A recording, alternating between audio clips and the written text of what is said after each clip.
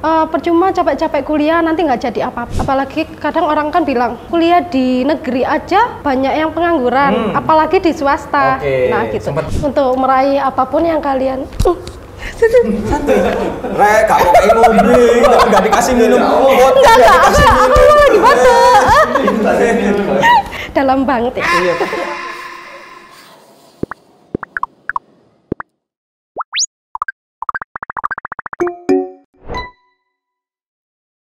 Selamat pagi Asia Nation semuanya. Kali ini kita lagi podcast dadakan. Jenenge apa, Rek? Podak. Podcast dadakan. Jadi kita nggak ada nggak ada rencana, nggak ada skrip, pokoknya bikin podcast. Oke, di podcast kali ini kita kedatangan tamu, salah satu alumni keren yang sangat luar biasa. Langsung kita sambut Kak Anggi. Halo. Oke, selamat pagi Kak Anggi. Ya, pagi Kak. Nama panjangnya pasti Anggi. Ya. Apa? Tak kira itu. Kalau boleh tahu dengan Kak Anggi siapa ini? Dengan Kak Anggi Ayu. Kak Anggi Ayu gitu ya, nama yang sesuai orangnya, jadi Kak Anggi Ayu gitu ya. Gini Kak Anggi, terima kasih udah datang ke Institut Asia Malang, sekalian bernostalgia kembali lagi ke kampus. Nah di sini mungkin nanti kita pengen sedikit sharing-sharing, tanya-tanya Kak Anggi, ya cerita sedikit lah nanti tentang perjalanannya kuliah di Institut Asia Malang. Sampai sekarang ada di mana posisinya? Lagi kerja di Bank BRI. BRI Iya. Sebagai teller.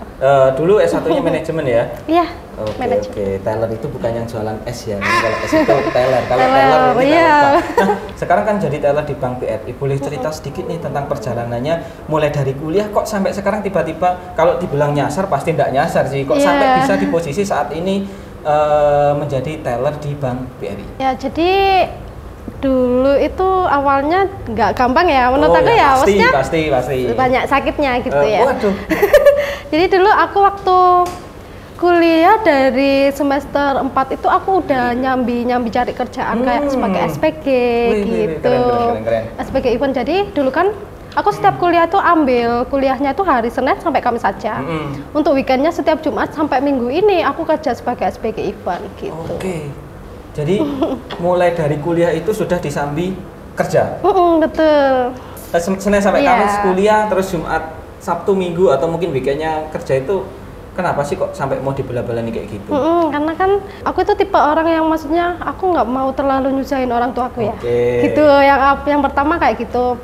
Terus jadi itu gimana caranya supaya aku ini punya pengalaman kerja sendiri sebelum nanti aku lulus. Takutnya karena kan sekarang kan udah kayak orang kan udah banyak yang bilang, aduh percuma capek-capek kuliah nanti nggak jadi apa-apa, nggak bisa kerja apa-apa kayak gitu kan. Aku nggak mau lah orang-orang remen kayak gitu. Ini ya ada lowongan dibutuhkan lulusan S1 plus pengalaman kerja. Jadi ini kan banyak kayak gitu. Colong start loh ya. Nah jadi ini boleh ditiru bahwa mulai dari kuliah sudah colong start, dia akademiknya dapat, pengalaman kerjanya juga dapat. Lanjut. Iya, terus jadi kayak aku nih mikirnya gini, aku nggak mau orang-orang bilang kayak gitu kan. Apalagi kadang orang kan bilang kuliah di negeri aja banyak yang pengangguran, apalagi di swasta. Nah gitu. Sempat mengalami itu juga ya? Iya, sempat. Padahal banyak juga alumni swasta yang sekarang jadi orang-orang banyak nih teman-teman saya. Bahkan orang yang jadi pengusaha, 1 bulan omset itu 200 juta deh. Kalau penasaran orangnya siapa nanti tak undang ke sini.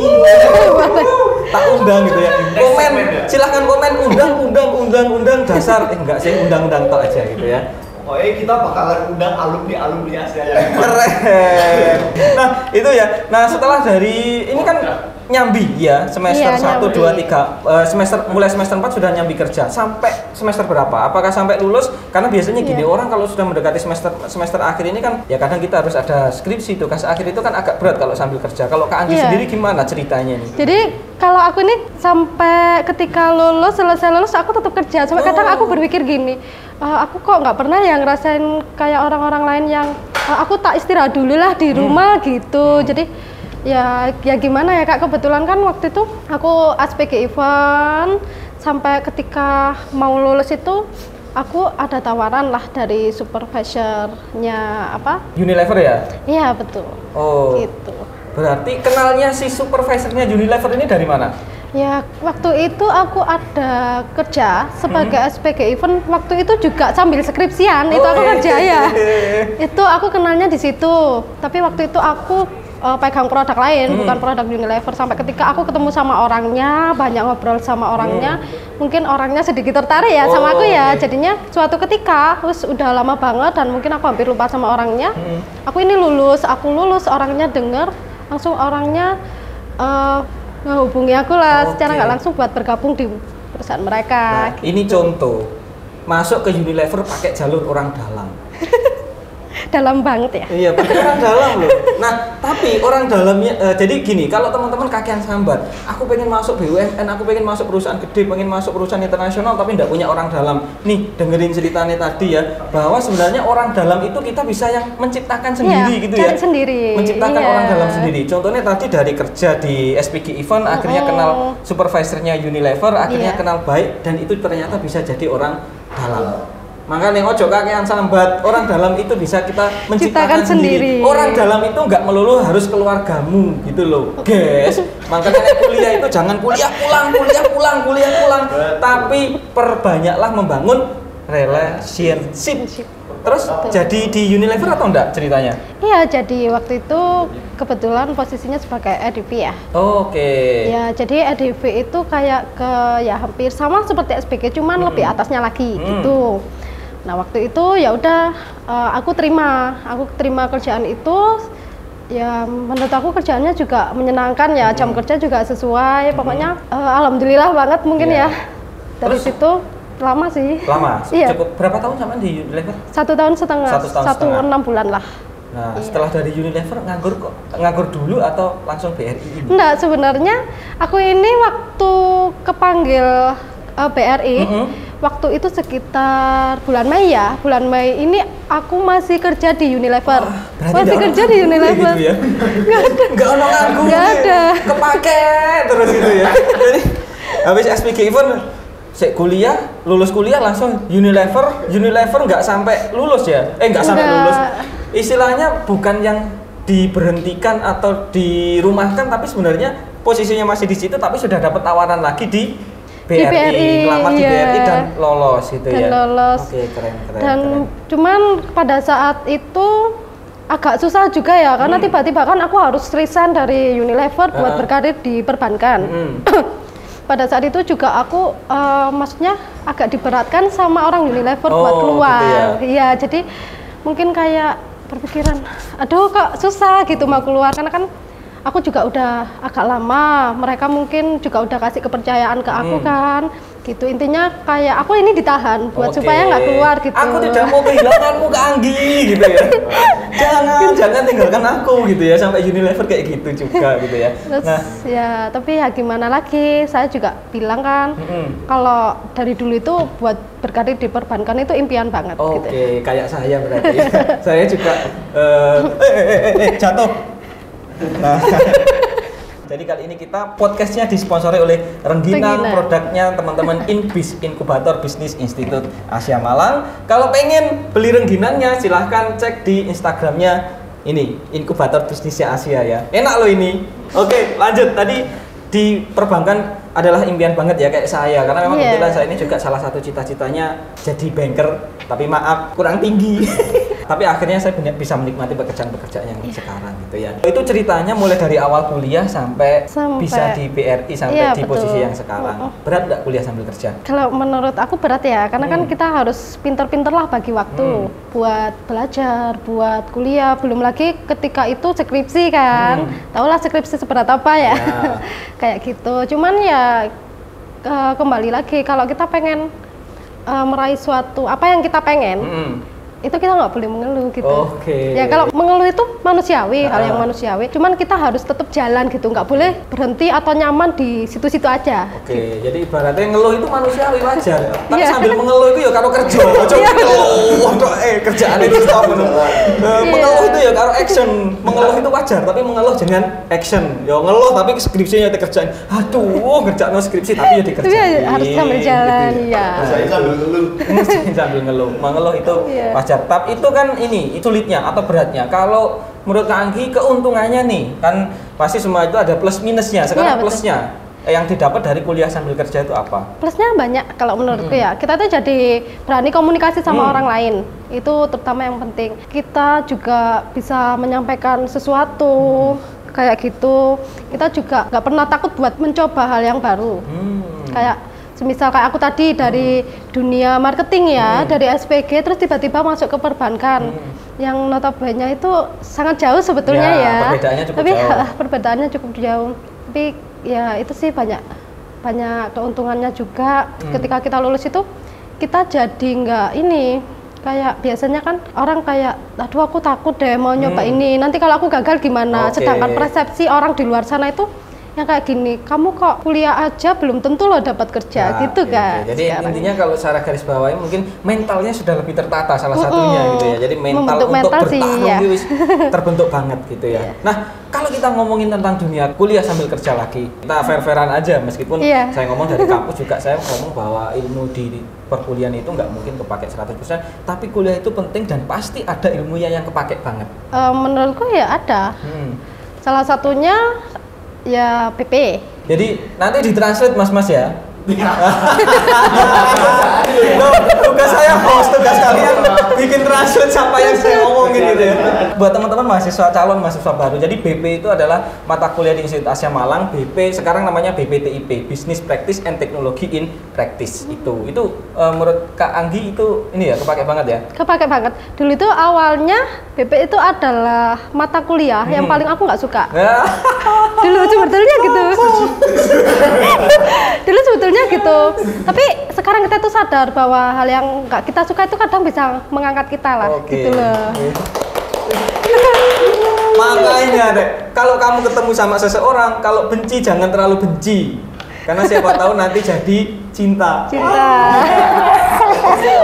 Oke, minum dulu Kak, biar nggak batuk. Nah, ini nggak disponsori Aqua, tapi kalau Aqua mau ngasih sponsor ya nggak apa-apa. Oke, closing statement untuk teman-teman Asia Nation yang sekarang lagi nonton podcastnya Institut Asia Malang. Podcast dadakan. Pokoknya embuh dadakan kabeh gitu. Untuk teman-teman, terutama teman-teman yang masih kuliah, pesan dari aku sih kalian tetap semangat ya. Tetap semangat, pokoknya jangan sampai berhenti atau nyaman di satu hal. Jadi kalian tuh harus berani mencoba hal-hal yang baru supaya kalian itu bisa suatu saat nanti bisa mencapai apa yang kalian inginkan. Intinya tetap semangat aja sih. Oke, semangat. Sambat di rapok, wah katanya semangat. Gak apa-apa, manusiawi itu. Nah itu tadi kan cerita-cerita sampai mata kuliah yang kepake banget BP gitu BP, ya. Kalau dosen mungkin kan ada banyak dosen di Institut Asia Malang. Ada nggak nama-nama yang sampai sekarang tuh diingat banget? Kalau dosen di Asia itu semuanya berkesan ya. Semuanya berkesan, tapi ya ada beberapa sih, terutama kalau di aku itu Pak Zainul, habis itu Pak Teguh. Pak Teguh ya. Iya Pak Teguh. Sama Pak Rifki. Oh Pak Rifki itu saya juga salah satu dosen favorit saya ini Pak Rifki. Dosen paling sabar banget. Kenapa kok sabar? Ya kayak Pak Rifki ini nggak ada marah-marahnya. Terus selalu full senyum. Iya, gitu ya. ke mahasiswa mungkin kalau capek kayak gini loh Rek, gitu masih. Yang aku ingat gitu sih. Gini loh Rek, gitu. Berarti ya tapi sebenarnya dosen AC juga jarang yang suka marah-marah. Iya, nggak ada sih menurutku. Nah, cerita pas skripsi? Cerita pas skripsi kan sambil kerja nih. Iya. Gimana? Contoh kemarin ketika saya sharing-sharing sama anak-anak SMA, itu mereka belum tahu dunia perkuliahan itu sing dipikir atau sing wes istilahnya mereka itu rodo antipati itu adalah skripsi. Skripsi itu susah enggak sih? Kalau dikatakan susah itu memang susah, tapi semua itu kembali lagi tergantung diri kita sih. Kalau emang semuanya itu susah ya, tapi kalau kita nggak mau ngelaluin atau nggak ada semangatnya buat lewatin itu ya nggak bakal selesai, bakal makin kayak kerasa makin sulit gitu. Kalau dosennya membantu enggak? Kalau ya bukan membantu sih, kadang salah satu yang sulit di skripsi itu kan bimbingannya wangel, dosennya susah kayak gitu-gitu. Kalau di Asia pengalamannya kayak gimana? Enggak sih, kalau menurut aku dulu kan kebetulan pembimbing aku Pak Rifki. Oh Pak Rifki mah? Ya, gitu Pak Rifki. Jadi nggak ada masalah apapun ketika mau ketemu Pak Rifki, mau konsultasi apapun, Pak Rifki selalu terbuka dengan bilang monggo kalau mau ke kampus ketemu saya gitu. Monggo, iya. Jadi nggak serem-serem merah. Jadi jangan bayangin bahwa kuliah itu dosennya kaku, kuliah di Asia itu dosennya keras. Karena Institut Asia Malang sekarang punya tagline namanya kuliah asik, kekinian. Ya gitu betul banget. Jadi, ada perdebatan nih di anak-anak yang saat ini lagi kuliah. Ono sing ngomong penting akademik, ono sing ngomong wah akademik itu enggak penting. Demi kalau menurut Kak Anggi sendiri dari pengalaman dulu ketika kuliah dan sekarang sudah punya pengalaman di berbagai macam tempat kerja itu ya, lebih penting mana akademik mau atau non akademik atau dua-duanya penting atau gimana? Kalau menurut aku sih dua-duanya itu penting, karena kan kita nggak tahu kemampuan orang itu ada di mana ya. Cuman itu tergantung kemauan dan semangat kita sendiri sih. Kayak semisal mungkin kita punya kemampuan di non akademik, tapi kalau kita malas atau kita nyaman di situ-situ aja, kita juga nggak akan maju gitu, nggak akan berkembang kayak gitu. Jadi semuanya penting, tapi ya, semuanya penting. Sesuai dengan ini ya, nanti mungkin lebih dikembangkan sesuai dengan diri orang masing-masing. Terakhir nih, dari pengalaman sebagai SPG event, terus di Unilever sama di dunia perbankan, mana pekerjaan yang paling enak? Pekerjaan yang paling enak sih, semua pekerjaan enak ya. Semua pekerjaan jawaban enak. Yang sangat aman. Gitu ya. Semua pekerjaan sangat aman gitu. Jadi aman nih. Semua pekerjaan enak karena kan menghasilkan uang sendiri ya. Cuman menurut aku ya Wes di gini, sekarang ganti. aja. Cita-citanya yang memang benar-benar aku pengen kerja banget sebagai apa itu? Ya aku dulu pengennya itu bisa kerja di perusahaan BUMN. Awalnya pengennya di KAI ya, tapi masuknya di perbankan BUMN, ya ini BRI. Jadi ya kalau ditanya akhirnya salah satu cita-citanya kan bisa masuk BUMN dan ya, sekarang betul. posisinya sudah di BUMN ya. Berarti pekerjaan paling enak adalah pekerjaan yang sekarang. Bukan berarti pekerjaan yang kemarin-kemarin enggak enak. Tapi ya karena memang cita-citanya di BUMN, berarti yang paling dicita-citakan sekarang ya berarti yang paling enak dan harus dinikmati yang sekarang. Intinya ini quotes hari ini adalah sawang sinawang. Jadi kelihatannya pekerjaan dia waduh enak banget, belum tentu. Ojo kakan sambat. Urip ojo kakan sambat rek gitu ya. Jadi intinya sawang sinawang. Semua itu ada plus minusnya. Fokus kepada cita-cita dan tujuan hidupmu. Mas L 2023. Oke, terima kasih Kak Anggi. Sukses selalu sampai ketemu di titik podcast yang selanjutnya. Nanti kalau Kak Anggi sudah ada di posisi yang ini lagi tak undang lagi gitu ya. Oke, thank you. Terima kasih Sukses ya, Kak, selalu ya. untuk Kak Anggi.